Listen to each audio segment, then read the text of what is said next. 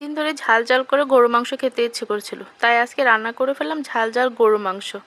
তো চলুন মূল রান্নায়। আসসালামু আলাইকুম। প্রথমে দিয়ে দিলাম কুচানো পেঁয়াজ আর রসুনটা বেশি করে। আমি এখানে দিয়ে দিলাম বাটা মশলাগুলো। প্রথমেই জিরে আর আদা বাটাটা দিয়ে দিলাম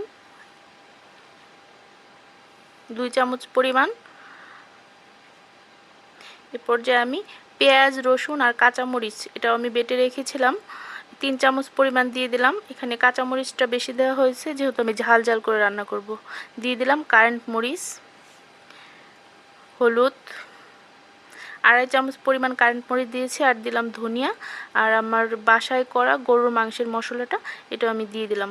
এ পর্যায়ে লবণ দিলাম 2 চামচের মতো, লাগলে পরে আবার আমি অ্যাড করতে পারবো।